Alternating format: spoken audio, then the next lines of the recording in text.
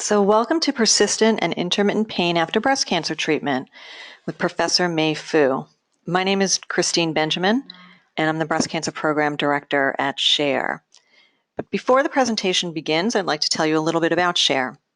SHARE is celebrating its 40th year as a nonprofit organization that helps people through breast or ovarian cancer, offering the support of those who've been there. SHARE offers many services, including helplines, telephone and in-person support groups, and educational programs. All services are free of charge to participants. And for more information, you can always visit our website at www.sharecancersupport.org. So now I'd like to introduce our speaker. Dr. Mei Fu is an associate professor at the College of Nursing at NYU.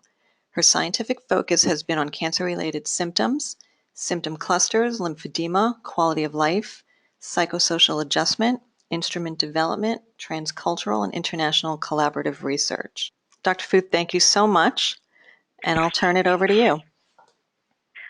Good afternoon, everyone. Thank you so much, Christine, for your introduction. And also, it is a great pleasure and also honor for me to be here to be able to share some of my expertise and my knowledge about persistent and intermittent pain after breast cancer treatment. So before I start with the presentations, I would like to say I have been really research on cancer-related symptoms over 15 years. So I really understand cancer-related symptoms, especially pain. It's very common in our patients. However, research and also clinical practice has been really not focused on these important symptoms, which detrimentally impact the patient's quality of life.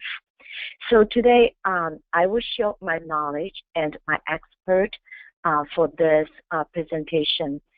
After this presentation, I would like to provide some of the overviews of the pain and symptom experience after breast cancer treatment. Second, we will explore some possible etiologies. That means to say some possible causes of pain, persistent and intermittent pain, and other symptoms after breast cancer treatment. Finally, we will discuss some of the strategies to manage pain after breast cancer treatment. When we're thinking about pain, I thought, what is the best way to describe pain? It came to me, Emily Dickinson's poem, which basically vividly describe the pain which nobody can really describe. So the poem is going like this: pain has an element of blank. It cannot be recollect when it began, or if there were a day when it was not. It has no future but itself. Its infinity realms contain its past, enlightened to perceive new periods of pain. So if we ever have a pain, and especially if you have a persistent pain, probably 4 days a week or 2 days a week, if people ask you to describe what pain is like, it's very hard to describe how that experience of a pain impacts you on your daily life. But for a day or two, when you do not have a pain, and you will say, thank God, this is the day I feel good because I don't feel pain. I feel wonderful. So the element of a blank, which cannot recollect, makes not only difficult for us to convey the experience of a pain with others, but also pose a lot of difficulties for research because we cannot really validate with different measures, objective measures. We used to think maybe if we measure blood pressure, we can tell whether the patient is in pain or not. Or if we measure the stress levels, whether we can validate whether this patient has pain or not. However, all those objective measures cannot really validate or prove whether the patients have a pain or not. So because of this element of blank, it cannot reflect or it cannot really easily described. That's also why poses a lot of difficulties for us to address in research and clinical practice. And I think all of you who are in this seminar today probably will have some of those experiences. But if we ask what is a pain, scientifically speaking, pain is a symptom. And if we further want to ask what is a symptom? A symptom is a subjective phenomena. That means to say it's a phenomena. Only patient, only we as a person by ourselves can have the experience. You know, people can show sympathy about the subjective phenomena, but they cannot really experience what you are experienced. So it is a subjective phenomena. However, this phenomena tells us there's something wrong with our body. It's something wrong with our normal conditions, either as a physical function or either as a physical sensation, or sometimes it's just our thinking process, what we call cognition, and sometimes it's just about our body image. So it's not as the normal appearance we have.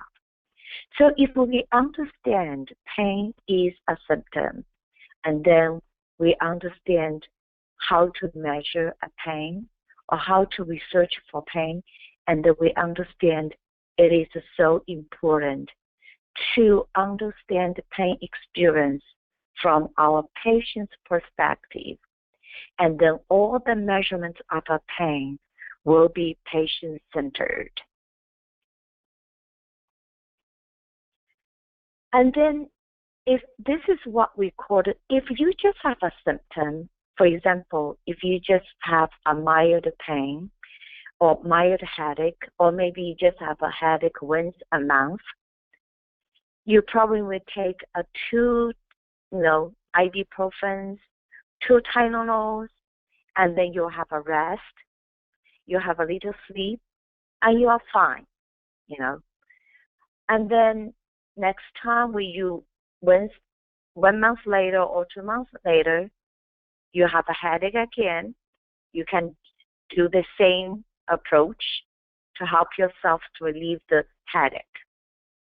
However, if we have a bodily pain which never disappears, or maybe like 4 days or 3 days, even 2 days a week, every week, and if the degree of this pain will not bother your daily living, you will probably ignore it and you will feel fine. However, when a symptom such as a pain, which is to a degree that bothers you, and then in a research or clinical practice we say, if a symptom or if a pain create a symptom distress to a patient, that's when we will need to address the symptom occurrence.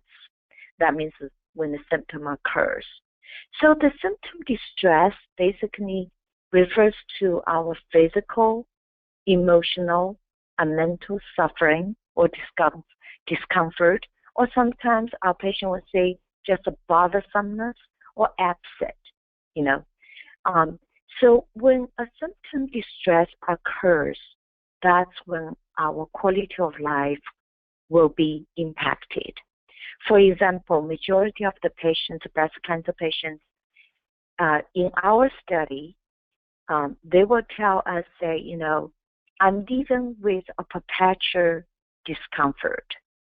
I cannot really use my body that well, and even deep breathe, and I'm hurting.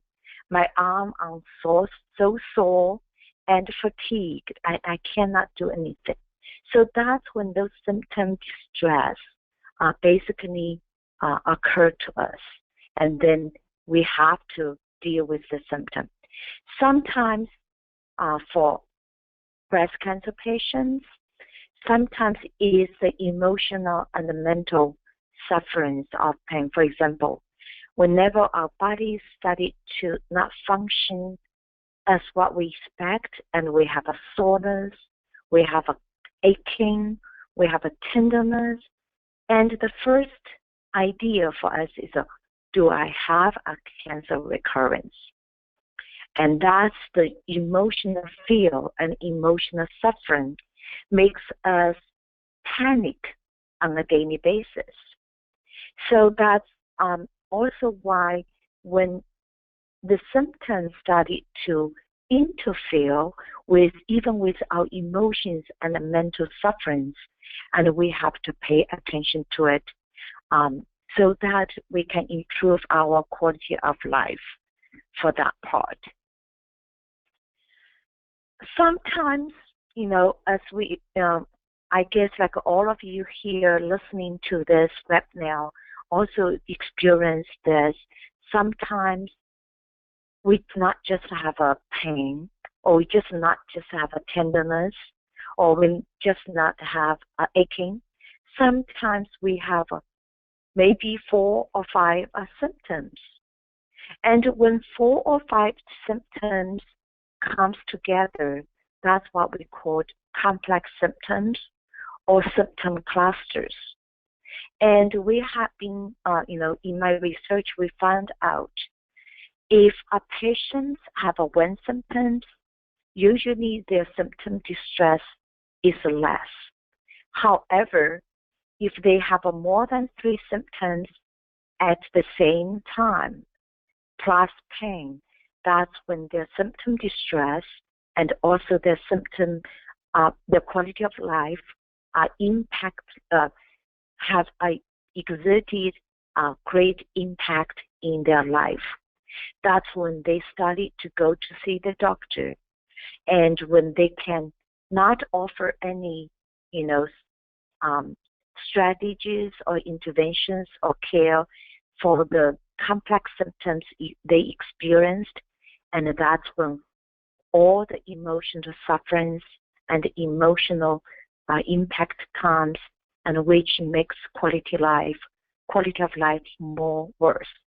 But what we have really don't know is whether the multiple symptoms will have addictive or multiplicative suffering experience. What we learned from our research, if a patient have less than 5 symptoms after breast cancer surgeries, if without pain, and actually their symptom distress and the quality of life is bearable because they can still function well. However, if they have more than 5 symptoms and plus pain, and usually they cannot function well, and their quality of life are impact greatly, and sometimes the physical disabilities comes with pain and more than 5 symptoms together. So we will also looking at complex symptoms or symptom clusters today. So pain is something really very common. So it's about like 17 million Americans suffer from chronic pain, and 50 million suffer disability due to chronic pain. Majority of the patients actually suffer from back pain if they are not cancer patients.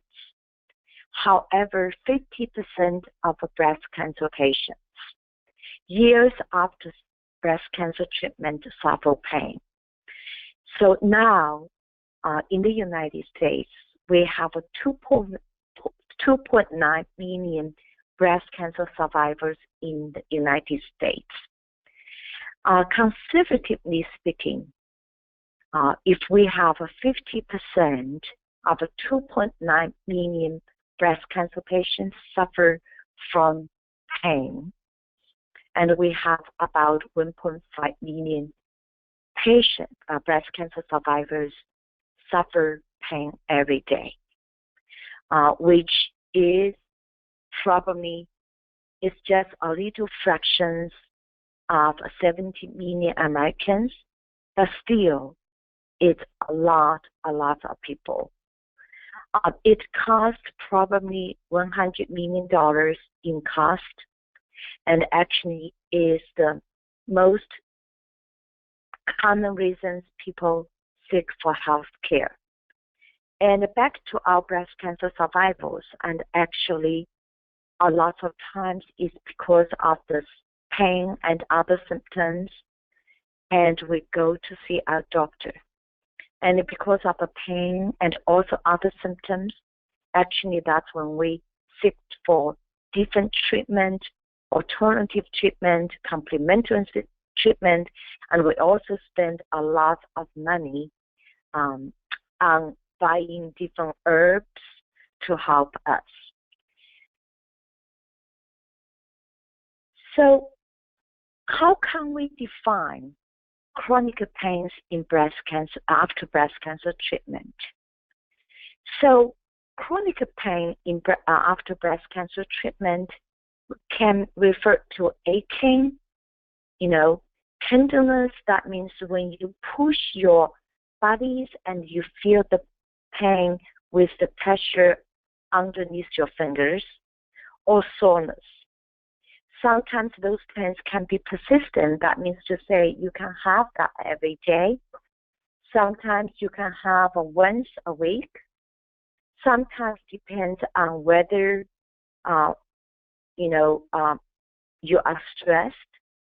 The pain will resurface.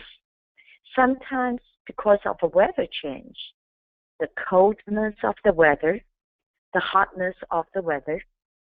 So as long as you have those tenderness, aching, soreness, or just what we call the pain, 3 months after surgical treatment of the breast cancer, that's usually we call chronic pain. Because usually healing after the breast cancer surgical treatment is about like 3 months.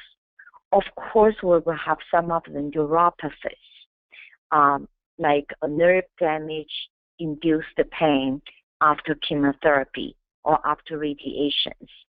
And those also should be, recover probably 3 months after the treatment. So anything beyond 3 months beyond the cancer treatment, what we call is called chronic pain. And if occurs every week, that we call it almost like intermittent pain. If occurs about like 2 or 3 days a week, we usually call it a persistent pain for it. So what is the pain experience after breast cancer treatment? One of the questions asked would say, I have pain every day since breast cancer treatment in 2002, whether this is normal or not. Actually, more than 50% of breast cancer survivors still have a pain, even years after breast cancer treatment.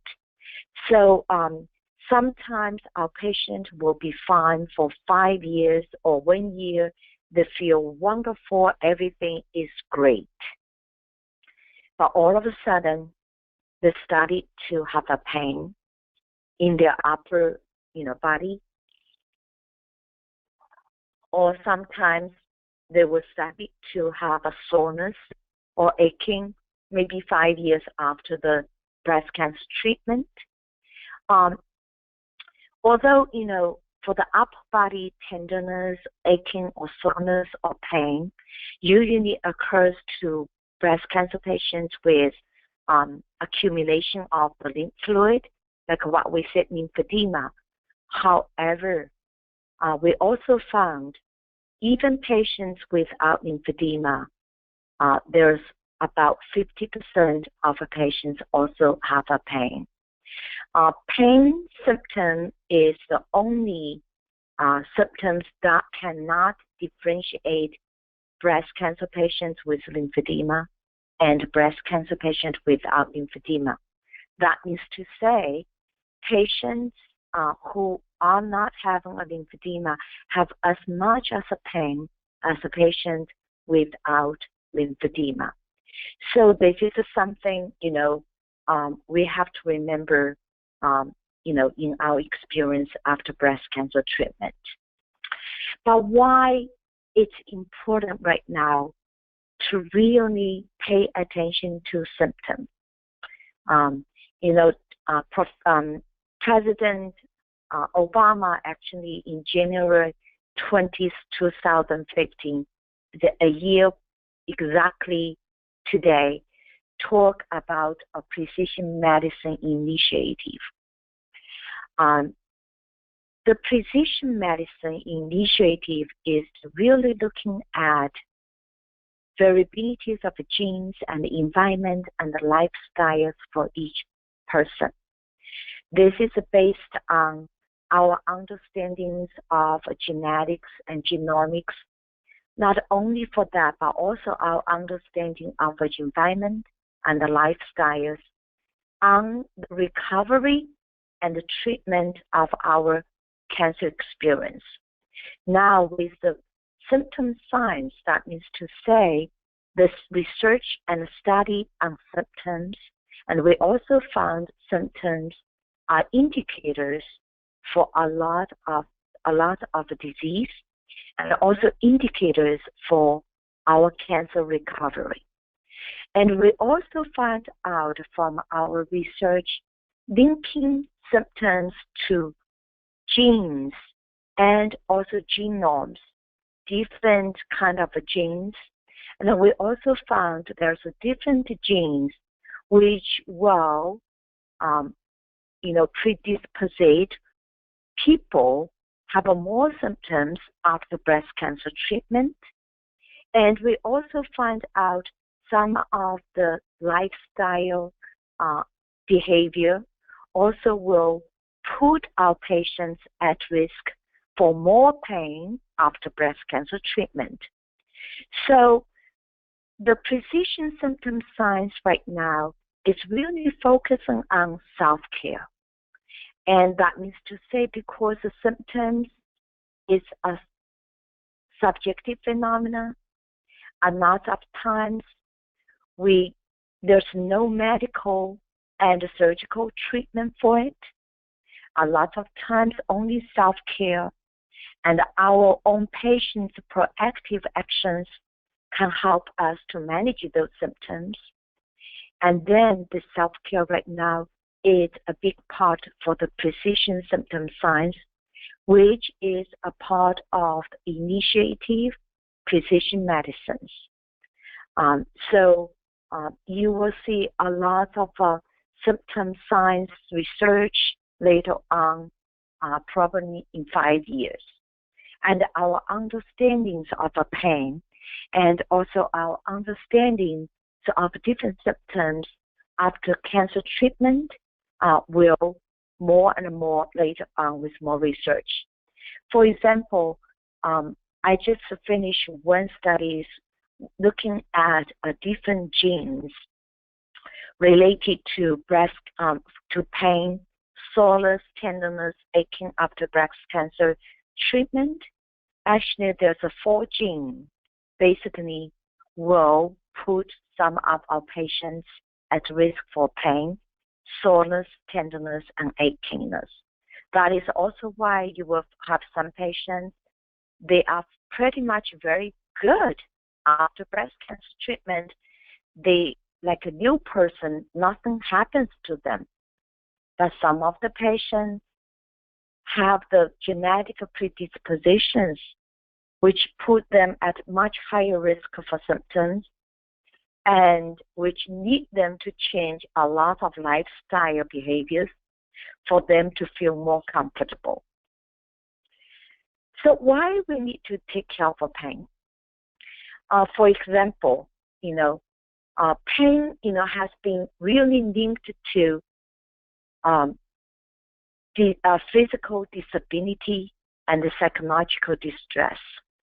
So when you're looking at a quality of life after breast cancer, patients with pain and patients without pain have a significant differences in their quality of life. More patients who has a pain claim the physical disabilities after breast cancer treatment. And for example, a lot of patients has a neuropathies after chemotherapy or radiation, tinglings, pain, stabbing pain,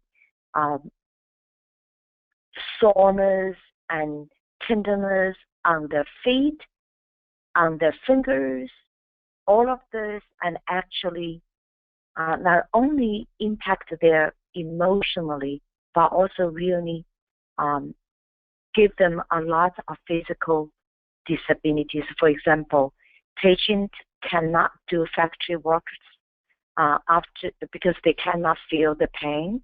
And as a factory worker, and you have to have that sensation to be able to protect yourself.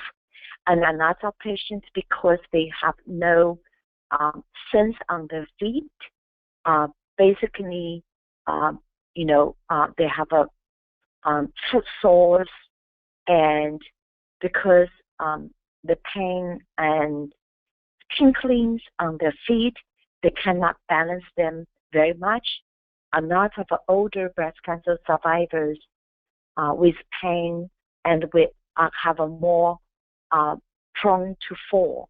And as we know, people who over age 75, if they fall and if they hospitalized for fall, and there's more than 20% of chances they're going to die in the hospital. That's why fall prevention for patients who have a neuropathy on their lower extremities is very important. So just for the sake of our mental health, our physical health, and just for the sake of our quality of life, so we can live a much happy life, it's important for us to take care of our pain. And another important reason for us to take care of our pain is pain, achiness, and tenderness are the most important factors which are the risk factors for lymphedema, which is accumulations of lymph fluid. It's an enlargement of upper limb, upper arms. A lot of times it's also lymphedema in your breast and lymphedema in your upper torso, on your trunks, on your upper body.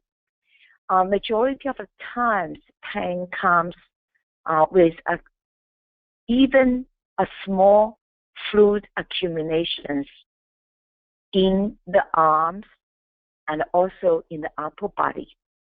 And as we all know, lymphedema still remains the most difficult conditions for breast cancer survivors because there's no medical and surgical cure at present.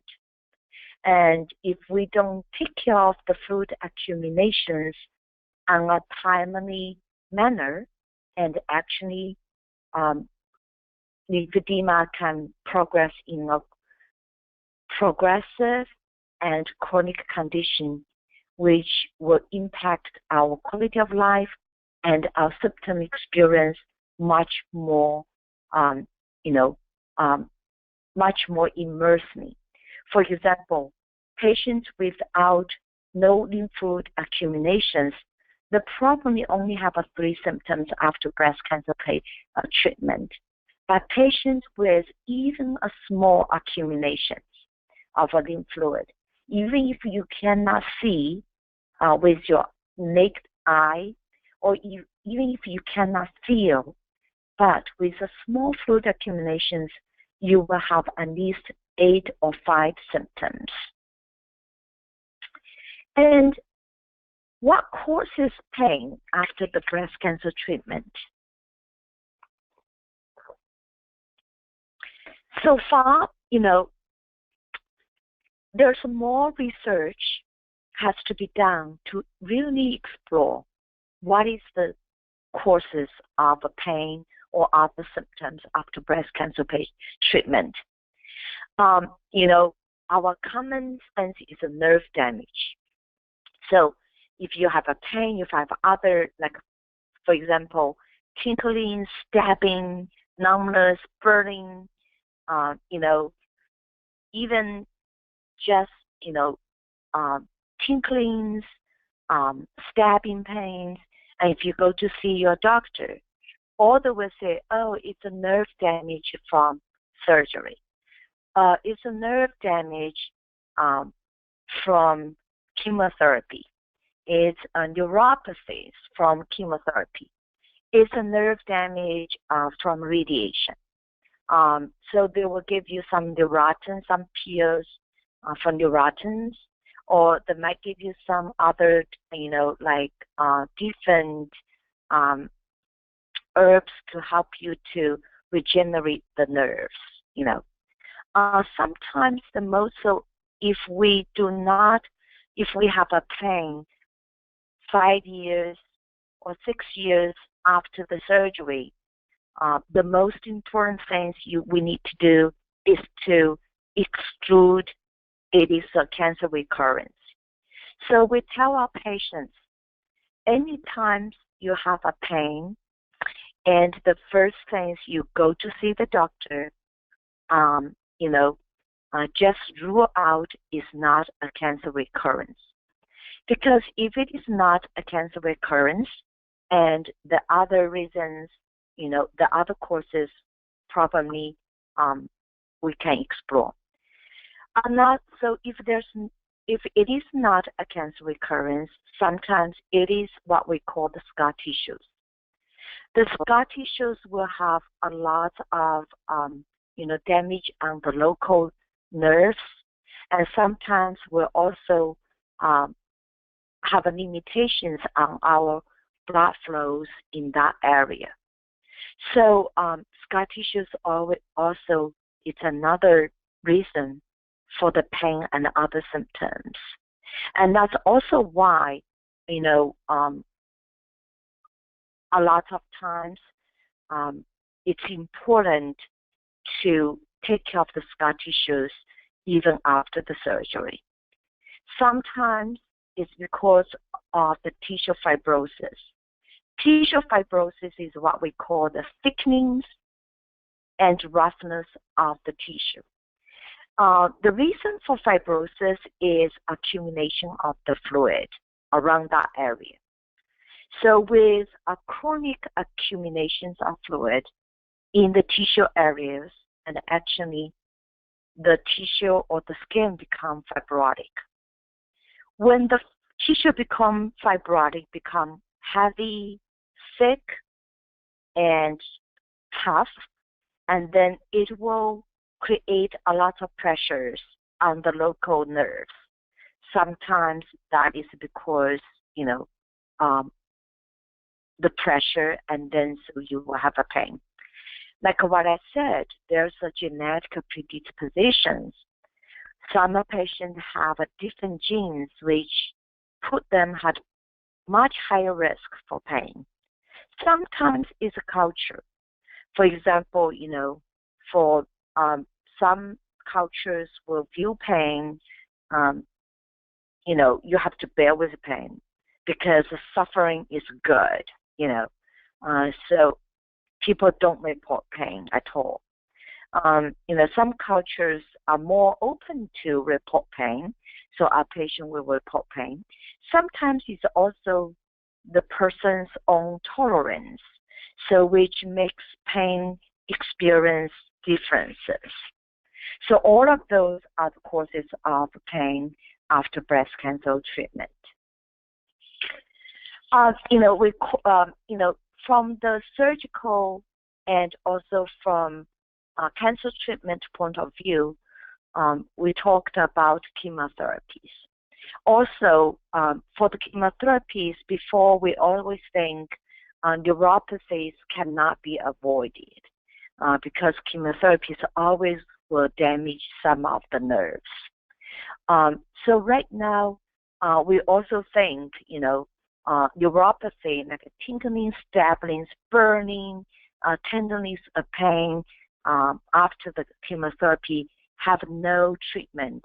But now we do understand some of the medications like neurotics and some of the herb supplements can help, although no clinical trials has really confirmed the impact, like effectiveness of using neurotin and other herbs. Breast cancer reconstructions will also create some pain. That is because of the scar tissues. However, it's also the pressures of the implants on the nerves sometimes. So for that, I will talk it later about some strategies to help with those pain.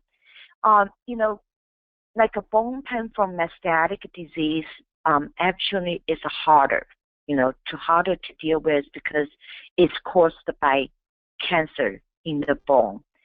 A lot of times for metastatic cancer pain, like meditations and distractions and also medications are main strategies to help with the cancer pain. When we symptom lymph syndrome actually will be different, because that's the psychological ones. Although there's a lot of research has been, especially for people who have amputation of the limbs, and they still feel that amputated limb has a pain. There's a different treatment need to treat that part, and the most important is a psychological treatment, and we do recommend patients who have amputations, who have symptom lymph syndromes, to really seek for the psychiatric help from a psychiatrist, because some of the cognitive biofeedback treatment will help. And recently, people also looking at a symptom lymph syndrome use a mirror treatment. That means to say they have a trained therapist who will use a mirror, like a matching mirror, to show the patient, say, hey, you will see your nerve is here. After several treatment, and the patient's symptom pain usually will be gone. So depends on what causes pain after breast cancer, treatment and the strategies will be different. So majority of the pain, achiness, tenderness, and also like a burning, tingling, stabbing, numbness, especially on the arms and also upper trunk, is because of fluid accumulation. Like what I said before, might be some fluid accumulated on your upper body, and like this patient, is in the breast, and then there's a lot of fluid on the upper body. So this patient and actually because of the swellings on the breast, basically her trunk, her breast, and her arms experience of pain.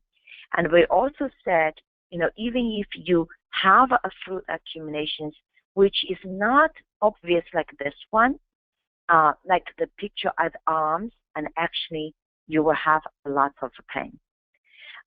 So our study basically validate with volume, like lymph volumes of like how big your arms, and we validate the symptoms really have a close relationships with your fluid accumulation. We use what we call infrared Perometer measures, which is harmless and only 5 minutes to finish it. And for example, if a patient report tingling, arm aching, stiffness and burning, stabbing, tenderness and pain, actually they have very much a lot of risk for the lymphedema. For when we talk about lymphedema on this slide, is about moderate lymphedema. That means to say you have 200 to 500 milliliters of the fluid in the arm.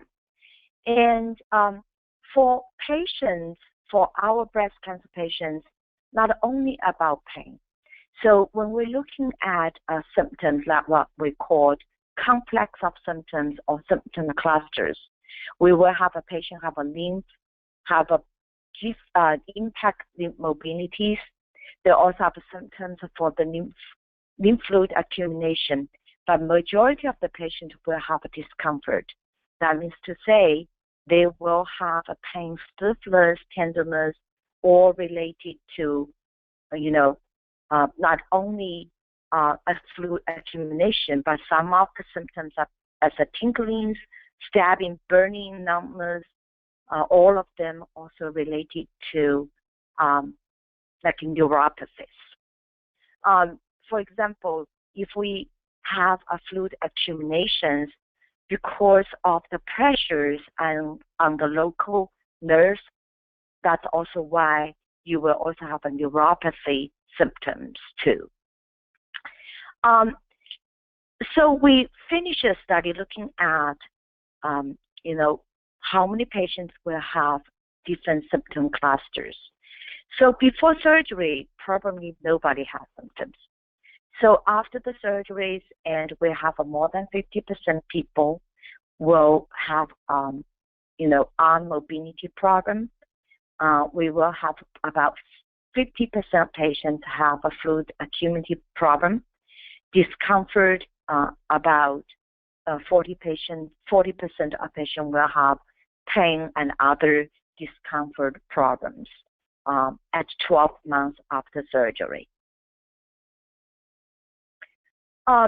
So how can we, manage persistent and intermittent pain, after breast cancer treatment?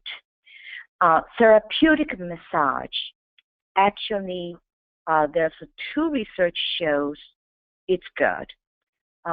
So that's why majority of our patients say, oh, after I have a massage, I feel good. My pains are gone. There's reasons for the therapeutic massage because it's stimulating your local nerves. And also, when they do the massage, also helps to distribute your fluid flow, to do that.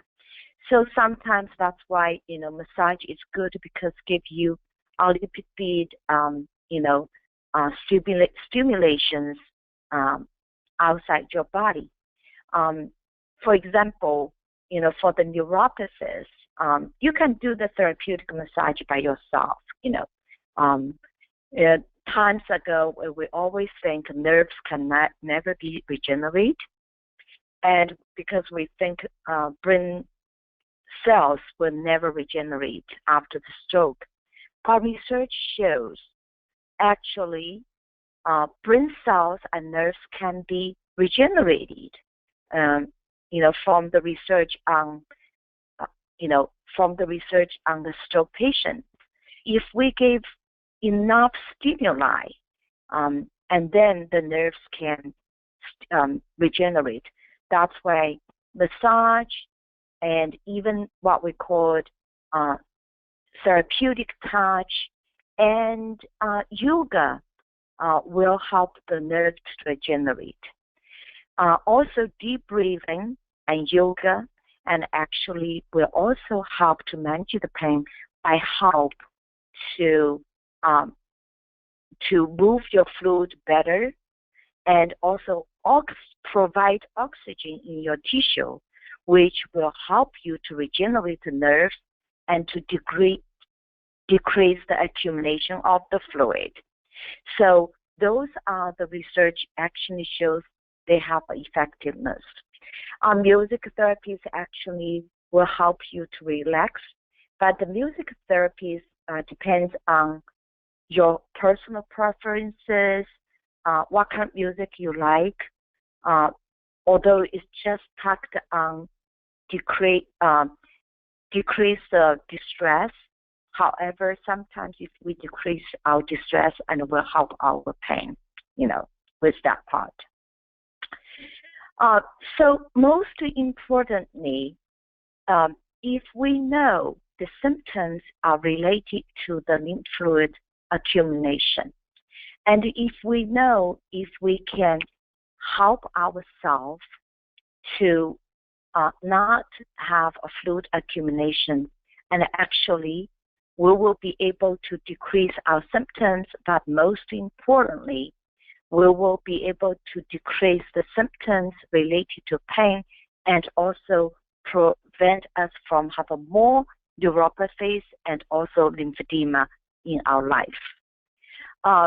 You can use this symptom monitoring for yourself, just say what I do to help myself. For example, if you do therapeutic massage, if you do, deep breathing, your aim will be just to have less than 3 symptoms.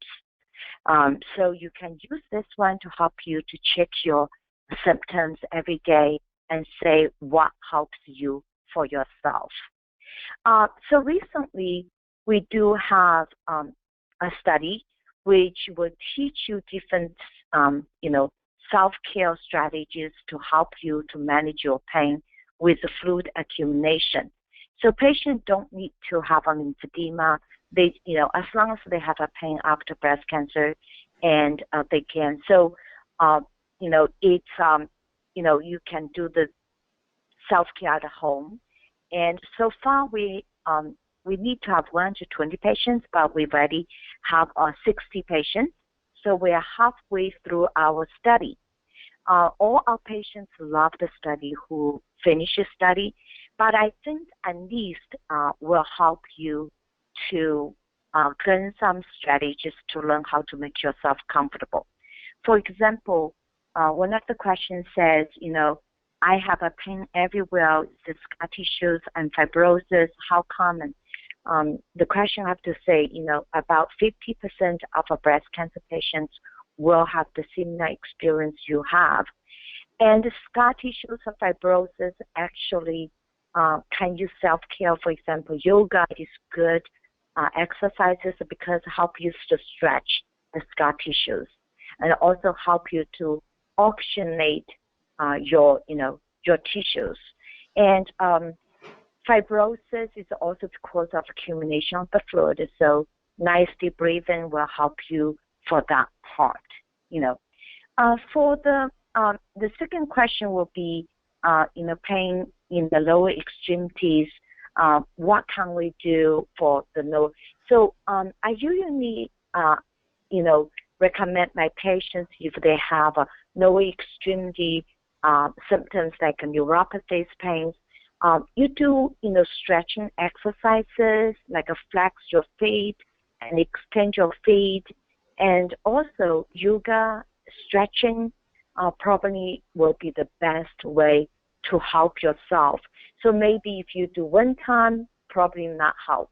But if you spend 5 minutes to flex and extend your feet, and also do some of the balance exercises, probably just give yourself 21 days to spend 5 minutes each day to do it, and you will feel much better. The reason for that is because you really, by flex and the exchange of fluid, you help the fluid going up to your heart. And also, by breathing, while doing those exercises, you provide oxygen to your lower extremities, which will help the nerve regenerate. And finally, by flex and exchange of fluid, you also provide more stimuli, which will help the local nerve to regenerate. I think I have 7 minutes to answer the questions. So, Christina, do I have more questions? Well, thank you, Professor Fu, for that presentation. I certainly learned a lot, and I hope that everyone else did as well. There are a couple of questions that came in related to massage and lymphedema, so I'm just going to kind of combine those questions. People are wondering if massage is recommended for lymphedema, or would it be better to do manual lymph draining instead? So for the lymphedema patients, I would say, manual lymph drainage is great, and massage depends on what kind of massage patients are going to look for. For example, if you are looking at more rough massage, like a Thai massage or anything, I would avoid it because we have different, different lymphatic system. We have a superficial lymphatic system, which is just underneath the skin. So with the rough massage and might further detriment to the superficial lymphatic system. The massage, as long as it's not very rough, it's okay. But I would avoid rough massage. But if you can afford lymphatic massage, that would be great for that part. So would this be a specialist, or is it okay to go to? Actually, there's at NYU Cancer Center, we have a specialist to go trained for lymphatic massage, and they can do that. But you have to remember, the massage and basically, if you can learn by yourself, you go to the lymphedema therapist and to learn how to massage yourself, it's much better because those massage things should be at least every day do it so that you can continue stimulate your body for that. So it's important to find trained lymphatic massage therapist. Great. Okay. Someone said that you talked about the difficulty of describing pain and reporting pain. How's the best way to communicate my pain to my doctor? First of all, I think it's important. So, for example, some of the patients will have a pain right after surgery. And then that's okay because that's what we expected because you are still healing. But if you still have a pain after 3 months after surgery or 3 months after chemotherapy, that's when so first of all, you have to be very clear first, where's the location of the pain? How the pain feels like, if it's a stabbing or if it is just a dull aching pain, it is a pressure on it, and what factors make it worse or what factors make it well, and then you can also tell them how long months, and so in that way they can foresee, oh, this is not a cancer occurrence. This is probably just a scar tissue. This is probably just because of the neuropathies. So I usually tell my patients, say, report the location, how long has been, what makes it worse, and what makes it better. And don't just say, I don't know how to say it, it's just all over, something. And then probably the doctor will say, okay, as long as it's not cancer, just bear with it, be grateful you are alive. But if you can tell them all those factors and they can tease out, what causes the pain. Thank you. Someone is saying that they've heard about an injection that contains a steroid and an anesthetic. It was administered by a doctor in New Jersey, and it was very helpful to someone with chronic pain after breast reconstruction surgery. Do you know anything about it? Actually, it works for some of the patients because basically the injection of the steroids and the agent, the steroids actually help to decrease the swelling, like inflammations around, and also the other anesthetic medications block the nerves, and it actually helps too. So another way to really manage the pain after reconstructions is really stretching.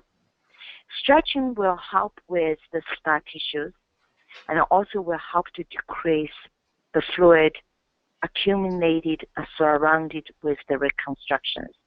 And actually, patients in our current study, majority of the patients, and actually it's because of the reconstructions, they all feel really good after the study. So because we teach our patients with different, stretching.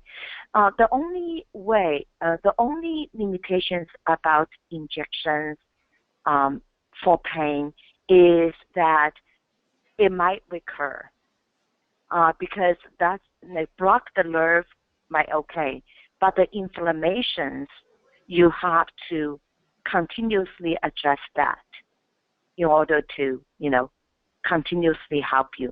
But immediately, the injection does help.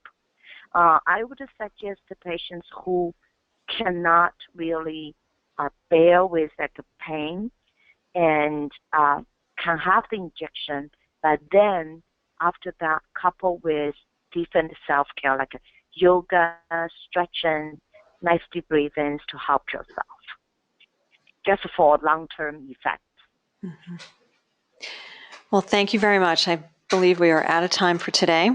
Thank you, Dr. Fu, for sharing your information. Thank you, everyone. Yes, and if any of you or if any of the patients who are interested in our study, please email to our study coordinator, Kiveda, and we would be happy to have all of you in our study.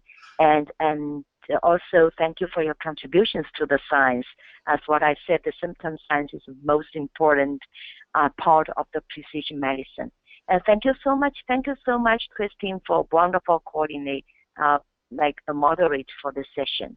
Goodbye, everyone. Yes, goodbye, everyone. Thank you. Bye-bye. And please take a moment to fill out the survey at the end of the webinar. That lets us know how we're doing. Thanks, everyone. Thanks for participating.